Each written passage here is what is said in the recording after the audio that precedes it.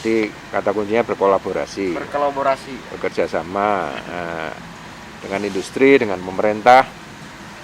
Apalagi sekarang ini yang ya meskipun pemerintah sebenarnya juga tidak punya uang. Assalamualaikum warahmatullahi wabarakatuh. Kembali bersama saya Yatimul Ainun, pemimpin redaksi Time Indonesia. Kembali di Time Podcast Time Indonesia, yang kali ini kita akan bahas soal kolaborasi media dari beberapa strategi dan juga upaya untuk menuju bisnis media yang sehat, konten juga yang sehat, yang akurat. Ada beberapa hal yang penting kita ulas pada kolaborasi media di banyak sektor.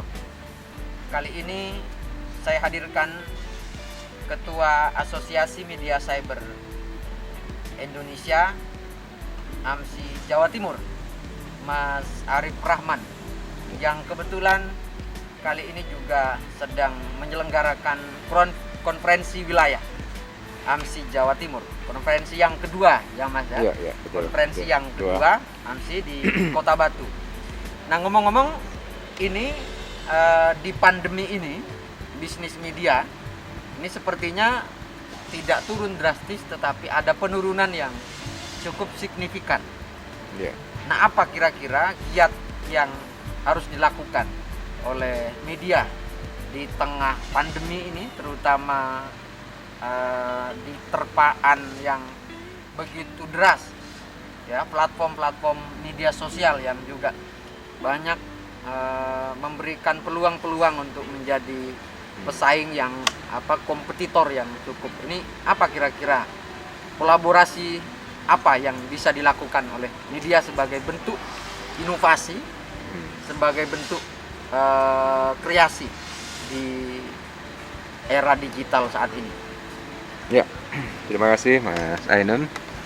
Jadi memang di era pandemi ini media itu sebenarnya posisi di tengah. Artinya bukan merupakan industri yang terlalu loser seperti pariwisata, seperti angkutan, penerbangan. Itu kan mereka memang berada dalam kondisi yang paling parah. Seperti Singapore Airlines, Garuda ya. Singapore Airlines sudah ribuan karyawan dirumahkan. Ya, banyak yang melakukan itulah. Sementara media ini sebenarnya kalau media cetak di masa pandemi ini memang sangat berat.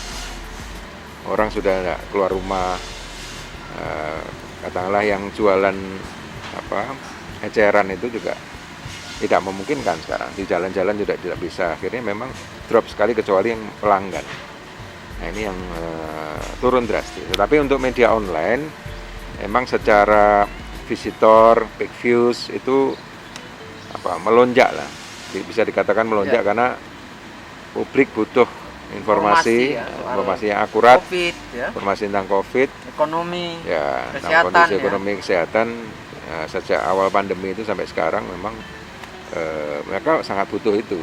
Bagaimana tips-tips untuk supaya tetap sehat melawan COVID. Nah, ini untuk media online, televisi sebenarnya memang masih cukup bagus.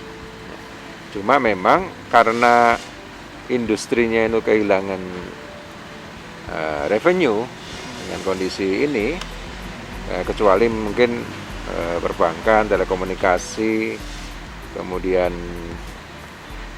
farmasi, di luar itu juga mengalami kontraksi yang luar biasa. Nah, akhirnya tentu akan berdampak pada pendapatan media yang memang sebagian besar mengandalkan iklan atau mengandalkan juga upaya sosialisasi kepada publik dari perusahaan-perusahaan atau industri. Ini tergantung dari itu revenue-nya, sehingga tentu media juga secara langsung sebenarnya juga terdampak karena sumber revenue-nya berkurang. Nah, inilah yang kemudian membuat kita memang harus Tadi kata kuncinya berkolaborasi, bekerja sama dengan industri, dengan pemerintah. Apalagi sekarang ini yang ya meskipun pemerintah sebenarnya juga tidak punya uang, tetapi government spending kita di masa COVID ini kan tetap tinggi sekali, karena memang untuk kepentingan BLT, untuk membantu masyarakat, untuk memberikan stimulus ya untuk UMKM ini yang juga sangat besar. Nah, sebenarnya media bisa mengambil porsi itu, porsi untuk di mana anggaran-anggaran yang dari pemerintah di luar anggaran rutin ya, anggaran rutin yang khususnya dalam penanganan ekonomi, penanganan kesehatan terkait COVID itu bisa kita manfaatkan untuk menambah revenue yang biasanya yang seperti biasa kemudian sekarang hilang. Dan kemudian ya untuk ke industri kita memang ya perlu refocusing ke industri-industri yang masih bisa profitnya tetap tinggi, gaining profitnya tetap tinggi. Karena mereka ya memang seperti misalnya fast move consumer good ya barang-barang yang kebutuhan pokok sehari-hari itu, atau misalnya ada perusahaan-perusahaan yang merujuk kebutuhan kita sehari-hari, personal care misalkan, itu di masa pandemi ini tidak terdampak mereka. Makanan, industri makanan, minuman itu tidak terdampak. Nah, sehingga media perlu bergeser ke sana, switch ke industri-industri yang memang sampai sekarang ini justru malah mengalami peningkatan. Seperti apa kira-kira bentuknya atau formatnya? Ya formatnya cukup bisa beragam. Saya kira katakanlah kalau kita yang kita punya memang kita punya audiens, kita punya pembaca, kita punya viewer, kita punya visitor ke media maupun misalkan media-media sosial yang dipunyai oleh media. Lah ini yang kemudian bisa di-combine atau bisa kita coba link dengan yang dimiliki oleh perusahaan-perusahaan itu. Bagaimanapun mereka tetap membutuhkan di masa apapun itu bagaimana menjaga brand mereka, menjaga reputasi ya. Itu dalam situasi apapun mereka tetap butuh itu. Nah, ya kalau kemudian formatnya seperti apa, saya kira yang bisa dilakukan teman-teman itu sudah baik itu misalnya membuat konten-konten yang dibutuhkan oleh company, dibutuhkan oleh government, yang sekiranya memang juga dibutuhkan oleh publik maupun juga dibutuhkan dalam menghadapi masa pandemi yang kita belum tahu ini ya kapan berakhir. Nah, satu lagi mungkin ya farmasi, perusahaan farmasi ini kan justru malah yang menangguh untung mereka. Tapi mereka juga perlu menjelaskan ke masyarakat bahwa melalui media mainstream, melalui media yang terpercaya tentunya. Supaya tidak apa yang menjadi tips, apa yang menjadi tidak hoax ya. Ya, kemudian produksi obat-obatan mereka misalnya itu kan juga perlu meyakinkan masyarakat kan bahwa ini memang terpercaya, bahwa ini betul-betul punya khasiat dalam macam. Nah, ini yang bisa diambil oleh media. Artinya konten dengan bisnis ini kan tidak bisa kita pisahkan. Ya. Tidak bisa kita pisahkan. Nah, tetapi di sisi yang lain juga kita harus terus berkreasi, berinovasi. Nah, kalau sisi konten sebagai penunjang, penguat untuk mendapatkan di sisi bisnisnya kuat, sama-sama kuat antara konten dengan bisnis, seperti apa kira-kira Ketua pandangan Anda? Ya, jadi memang dinamisasi konten kan penting. Apa kira-kira yang dibutuhkan masyarakat saat ini? Atau lokal konten dan lain sebagainya? Ya. Jadi memang kalau informasi-informasi yang sifatnya updating begitu, sifatnya memang sekarang lebih ke daerahan, kewilayahan lah. Masyarakat butuh informasi yang sedang terjadi di yang paling dekat dengan mereka, atau dari sisi ini proximity lah, proximity, kedekatan dengan mereka itu yang perlu memang kita produce, kita buat gitu. Itu terkait itu. Kemudian yang kedua ya tentu sebenarnya konten-konten yang masyarakat betul-betul merasakan manfaat atau benefit dari konten itu. Ya sebenarnya lebih ke semacam tips, semacam ya juga bagaimana how to ya. Kemudian untuk meningkatkan keyakinan, motivasi mereka dalam menghadapi untuk tetap bekerja, tetap sehat, beraktivitas ya, Oke.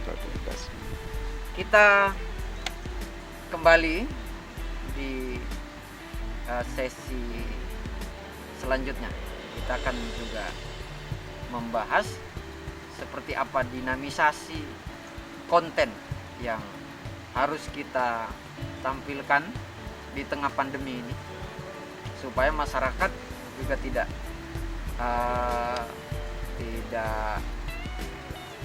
bosan terhadap konten-konten yang dihadirkan oleh media mainstream. Kita tunggu ulasan selanjutnya. Nah, masih di musim pandemi, media tidak hanya asal mengangkat berita, informasi, fakta, data, dan lain sebagainya, tapi harus apa kira-kira karakter masyarakat yang bisa dipancing untuk terus membaca, update terus perkembangan informasi. Selain juga kita berkreasi, harus paham terhadap karakter kebutuhan pembaca. Ya. Nah, di musim pandemi apa kira-kira, Sarip? Jadi gini ya, memang semua sesuai segmentasi ya. Pembaca itu kan punya segmentasi. Misalkan sekarang anak-anak milenial ini, anak generasi Z ini kan mereka sangat butuh konten-konten yang singkat, padat gitu. Dan tidak menarik, bertele-tele, yang kemudian juga medianya, formatnya bisa lebih ke audiovisual kan gitu. Ini yang untuk anak-anak ya usia-usia muda, anak generasi Z ini butuh itu. Paling mereka ini kan bisa concern dengan satu ini paling 8-9 detik ya. Nah, ini kan yang harus menjadi perhatian. Artinya kalau ingin menyampaikan kepada anak-anak muda ya harus tepat ini medianya. Tidak panjang, formatnya, medianya. Tidak pendek. Ya tidak terlalu panjang, tidak terlalu bertele-tele tadi, tapi langsung mengena dengan kata-kata yang lebih memang sesuai dengan usia mereka kan. Nah, nanti kalau beda lagi akan seperti misalnya generasi kita misalkan di atas usia 30 sampai 50 tahun, beda lagi dengan 50 sampai 70 tahun misalnya. Ini kan sangat berbeda kebutuhan informasinya. Kalau di atas 50 tahun mungkin lebih ke informasi bagaimana resiko misalkan orang yang punya penyakit stroke, penyakit jantung di tengah pandemi ini seperti apa. Itu mereka butuh itu, dan itu perlu agak panjang, perlu agak detail. Itu buat mereka sebuah kebutuhan. Nah, sementara kalau generasi yang produktif yang usia ya 25 sampai 40-50 tahun itu kan karena mereka ini mobile, mereka ini masih beraktivitas, ya tentu mereka butuh informasi yang terkait dengan aktivitas mereka sambil ya diselipkan tentang tetap aman untuk beraktivitas di masa pandemi. Nah, ini saya kira ya tinggal satu media memang perlu memotret siapa sebenarnya consumernya, siapa pelanggannya, siapa yang baca. Sehingga dari situ akan bisa kita rumuskan format apa yang kita bisa buat dalam membuat konten untuk disampaikan kepada pembaca, pada visitor, pada audiens. Ini yang menurut saya di situ kejelian melihat sebenarnya pasar pembaca kita siapa. Ya, baru dari situ dirumuskan tadi strategi yang tepat untuk tiap-tiap media, karena tiap-tiap media juga punya segmentasi pasar sendiri-sendiri kan. Ada yang khusus kalangan pesantren misalnya seperti Zainun, atau khusus bisnis, kemudian ya khusus terkait dengan ekonomi. Nah, di musim pandemi apa kira-kira yang tren? Ya, masyarakat butuh hiburan di saat pandemi ini. Dalam arti Sudah bosan lama sudah lama tidak beraktivitas, kemudian juga dengan banyak informasi-informasi yang mungkin semakin menekan mereka butuh sesuatu yang ringan, yang kira-kira bisa mereka cerna dan menambah ini ya, bisa dikatakan sistem imunnya lebih bergembira, lebih ini gitu kan.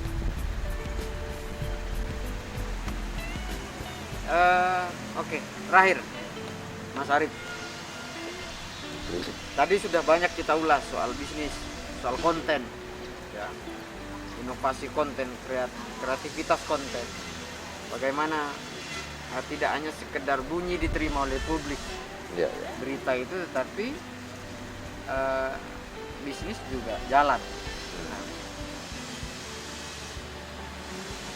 Selamatkan para jurnalisnya, para karyawannya, editor, tetapi media konten tetap jalan. Ya, jadi sekarang ini kan memang dengan bantuan teknologi informasi itu untuk menjangkau narasumber sebagai bagian dari part of konten itu sebenarnya kan lebih gampang sekarang ini. Artinya bisa semuanya lewat penuh digitalisasi lah, bisa melalui telekonferensi dan melalui telepon atau bahkan video call misalnya, itu sangat dimungkinkan. Sehingga memang sebelum pandemi ini berakhir, sebelum ada katakanlah vaksin, ya sekuat mungkin memang media harus melindungi jurnalisnya terutama. Kalau editor kan tidak banyak di lapangan ya. Jurnalis, kemudian mungkin juga sales. Nah, itu yang perlu dilindungi dalam arti ya sebisa mungkin dilengkapi dengan misalnya pelindungan diri lah, APD, pelindungan diri, masker, juga hand sanitizer, misalkan ditambah vitamin, juga mungkin obat-obatan yang herbal yang bisa menambah sistem imunnya gitu. Terus masuk suplemen juga, itu khusus yang di lapangan. Tapi kan juga mereka sebenarnya bisa memilah-milah mana yang memang perlu turun ke lapangan, mana yang tidak.